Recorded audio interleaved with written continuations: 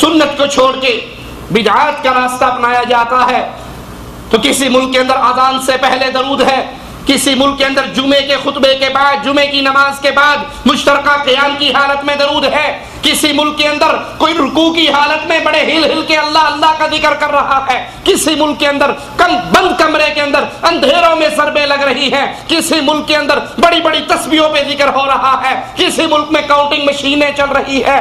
یہ ہر ملک کے اندر بدعتیں الگ ہے کیونکہ ہر کسی کا ایجاد کرنے والا الگ ہے۔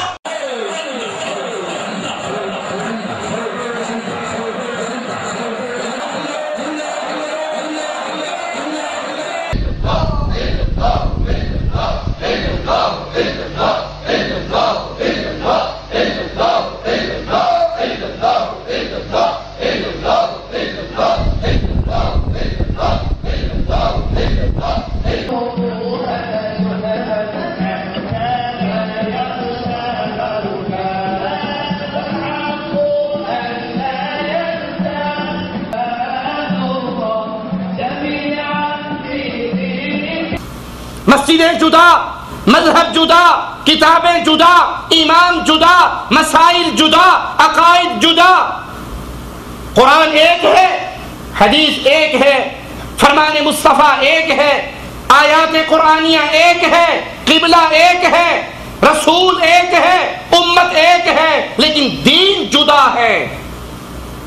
ٹکرانے کی وجہ یہ ہے جو ٹکرا رہا ہے وہ سنت کے راستے کو چھوڑ کر بدعت کے طریقے پہ چل رہا ہے، اسی لیے بدعت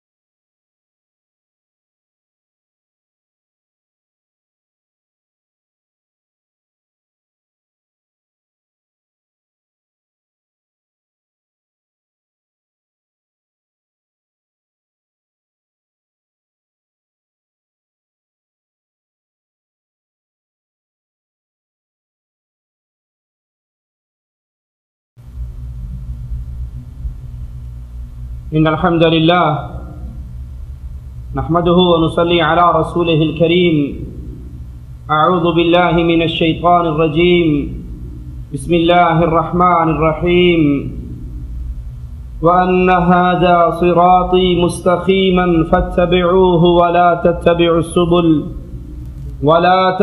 السبل فتفرق بكم عن سبيله ذلكم وصاكم به لعلكم تتقون۔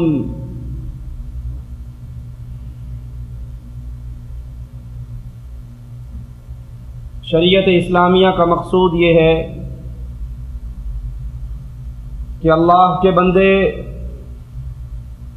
اللہ کی بھیجی ہوئی شریعت پہ عمل کریں، جو دین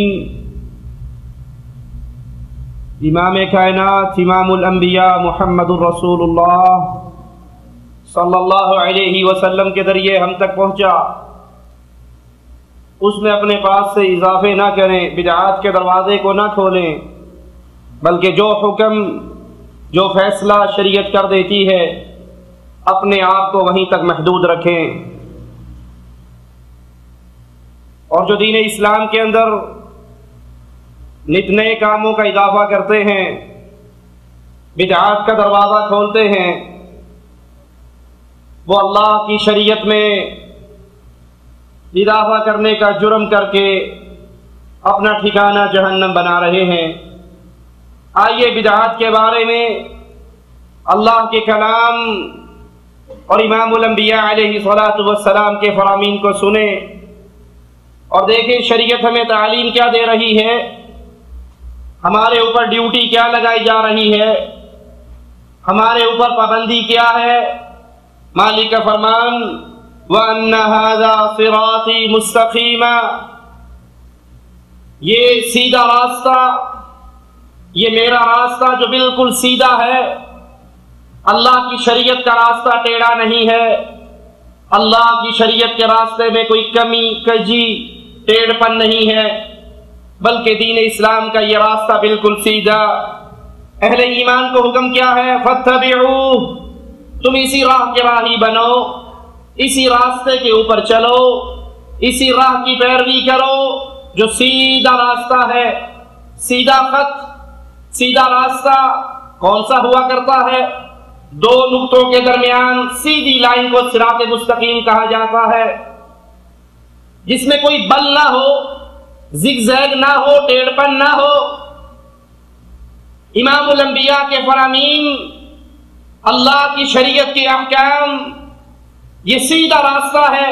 جو اس راہ پر چلے گا وہ سیدھا اللہ کی جنت میں داخل ہوگا. اور مالک کا حکم بھی یہی ہے، اس راہ کے راہی بنو. وَلَا تَتَّبِعُوا السُّبُلَ، اور راہوں کے راہی نہ بنو، دوسرے راستوں پہ نہ چلو. اللہ اور اس کے رسول کے طریقے کو چھوڑ کر باقی راہیں بھی موجود ہیں، ان کے راہی نہ بنو.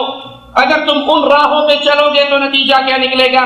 فَتَفَرَّقَ بِكُمْ عَنْ سَبِيلِهِ، تم ان ٹیڑھی راہوں پہ چلنے، اگر اس راہ پر چل نکلے تو تم صراط مستقیم سے گمراہ ہو جاؤ گے.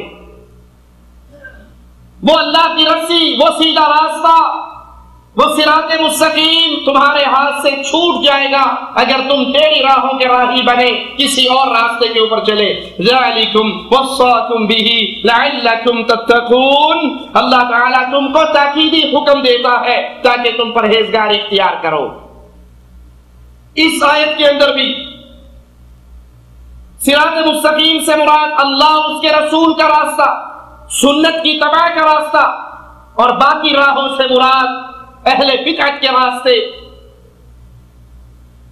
جنہوں نے دین اسلام کی شکل کو بگاڑنے کا جرم کیا، دین اسلام کے اندر نت نئے کام کر کے لوگوں کے سامنے یہ تصویر کشی کی کہ نعوذ باللہ شاید شریعت پوری نہیں تھی، ہم نے یہ کام کیا تو یہ نقص جو رہ چکا تھا ہم اس کو پورا کر رہے ہیں. مالک کے دوسرے فرمان پہ غور کیجئے، وَعَلَى اللَّهِ قَصْدُ السَّبِيلِ وَمِنْهَا جَائِرٌ وَلَوْ شَاءَ لَهَدَاكُمْ أَجْمَعِينَ، اور اللہ پر سیدھی راہ کا بتا دینا ہے، اللہ پر سیدھی راہ کا بتا دینا ہے. اور بعض ٹیڑھی راہیں بھی ہیں، سیدھی راہ جو محمد کریم کا راستہ ہے، سیدھی راہ جو اللہ کا راستہ ہے، سیدھی راہ جو کتاب اللہ اور سنت رسول صلی اللہ علیہ وسلم کا راہ ہے. یہ سیدھی راہ ہے، اور اللہ کہتا ہے کہ اللہ نے تو یہ سیدھی راہ بتا دی، اس کے علاوہ ٹیڑھے راستے بھی ہیں، اس کے علاوہ اور راہیں بھی ہیں. وَلَوْ شَاءَ لَهَدَاكُمْ أَجْمَعِينَ، اللہ چاہے تم سب کو ہدایت دے دے، لیکن جنت میں داخلے کے لیے ایک راستہ ہے، صراط مستقیم ایک ہے. جو اس سیدھے راستے پر چلا وہ اللہ کی جنت میں داخل ہوگا، اور جس نے سیدھے راستے کو ترک کر دیا، چھوڑ دیا، ٹیڑھی راہوں پر چلا، تو اہل بدعت جن راہوں کو ایجاد کرتے ہیں ان راہ کے راہی جنت کے اندر داخل نہیں ہوا کرتے، بلکہ ان کا ٹھکانہ جہنم کی آگ ہوا کرتی ہے. قرآن حکیم کی ان آیات کو اپنے دل میں اتاریے، پھر معاشرے پہ نگاہ دوڑائیے. اسلام کے نام پہ ہونے والے کتنے ہی اعمال ہیں جن سے اسلام کی تعلیمات کے بالکل برخلاف اسلام خاموش ہے. ان مسائل میں قرآن حکیم اور اللہ کے نبی کے فرمان نے کوئی تعلیمات نہیں دی. یہ اسلام کے نام پہ ہونے والے اعمال، اسلام کے اندر ان کا کوئی وجود نہیں ہے. اس آیت کے اندر بھی قصد السبیل سے مراد حق کا راستہ ہے، اور ٹیڑھی راہوں سے مراد اہل بدعت کی راہیں ہیں. ان الذين فرقوا دينهم وكانوا شيعا لست منهم في شيء انما امرهم الى الله ثم ينبئهم بما كانوا يفعلون. بے شک جن لوگوں نے اپنے دین کو جدا جدا کر لیا، مسجدیں جدا، مذہب جدا، کتابیں جدا، ایمان جدا، مسائل جدا، عقائد جدا، قرآن ایک ہے، حدیث ایک ہے، فرمان مصطفیٰ ایک ہے، آیات قرآنیہ ایک ہے، قبلہ ایک ہے، رسول ایک ہے، امت ایک ہے، لیکن دین جدا ہے. اگر قرآن احادیث کئی طرح کی تعلیمات دیتی تو پھر تو یہ مذہب جدا جدا بن سکتے. جب قرآن و حدیث نام ہے صراط مستقیم کا، سیدھی راہ کا، تو مسلمان ان کے مذاہب آپ اس میں کیوں ٹکراتے ہیں؟ ٹکرانے کی وجہ یہ ہے جو ٹکرا رہا ہے وہ سنت کے راستے کو چھوڑ کر بدعت کے طریقے پہ چل رہا ہے، اسی لیے بدعت سنت سے ٹکرا رہی ہے. اگر سنت کو پکڑ لیا جائے، اگر بدعات سے توبہ کر لی جائے تو جماعتیں الگ الگ نہیں ہوا کرتی، گروہ الگ الگ نہیں ہوا کرتے. جب سنت کو چھوڑ کے بدعات کا راستہ اپنایا جاتا ہے تو کسی ملک کے اندر اذان سے پہلے درود ہے، کسی ملک کے اندر جمعے کے خطبے کے بعد، جمعے کی نماز کے بعد مشترکہ قیام کی حالت میں درود ہے، کسی ملک کے اندر کوئی رکوع کی حالت میں بڑے ہل ہل کے اللہ اللہ کا ذکر کر رہا ہے، کسی ملک کے اندر بند کمرے کے اندر اندھیروں میں ضربیں لگ رہی ہیں، کسی ملک کے اندر بڑی بڑی تسبیحوں پہ ذکر ہو رہا ہے، کسی ملک میں کاؤنٹنگ مشینیں چل رہی ہے. یہ ہر ملک کے اندر بدعتیں الگ ہے.